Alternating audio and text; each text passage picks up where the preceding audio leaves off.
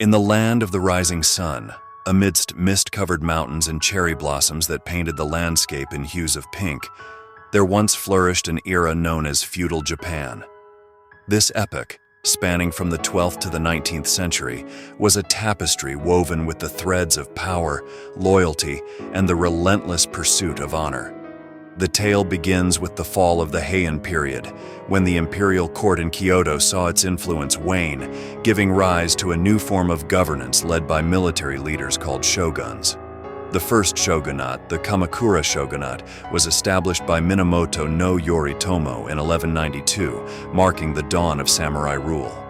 These samurai were warrior nobles bound by the code of Bushido, which emphasized bravery, honor, and loyalty unto death. Japan's landscape during this time was a patchwork of domains controlled by powerful daimyo, feudal lords who wielded considerable authority over their territories. The daimyo maintained their own armies of samurai and vied for power, often engaging in fierce battles to expand their influence. One of the most turbulent periods was the Sengoku Jidai, the Age of Warring States, which began in the mid-15th century. It was a time of unrelenting conflict, where alliances shifted like sand and betrayal was an ever-present shadow. Amidst the chaos, three formidable leaders emerged to shape the future of Japan: Oda Nobunaga, Toyotomi Hideyoshi, and Tokugawa Ieyasu. Nobunaga was the first to ignite the flame of unification. With a fierce and innovative approach to warfare, he began the arduous task of bringing the fractured nation under his control. However, his ambition was cut short in 1582, when he was betrayed and forced to commit seppuku, a ritual suicide.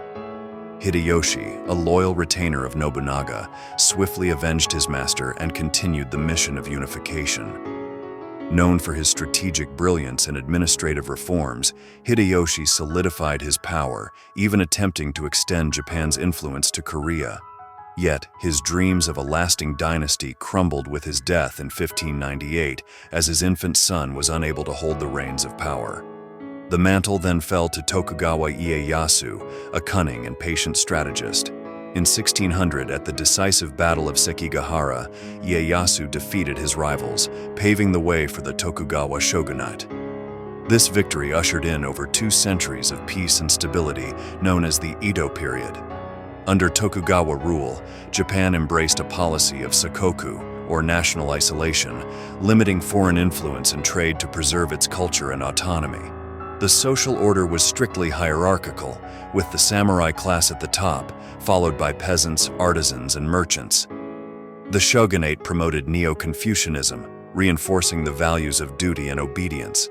Despite the peace, the samurai ethos persisted, manifesting in arts like no theater, tea ceremonies, and the disciplined practice of martial arts. Edo, modern-day Tokyo, became a bustling cultural hub where ukiyo-e woodblock prints and haiku poetry flourished. However, by the mid-19th century, the winds of change blew once more. The arrival of Commodore Perry's black ships in 1853 and the subsequent forced opening of Japan to the west revealed the shogunate's vulnerabilities.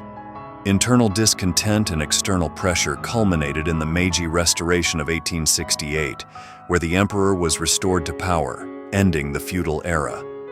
Thus, the story of feudal Japan, a saga of warriors and poets, of battles and beauty, came to a close, giving rise to a new chapter of modernization and global engagement.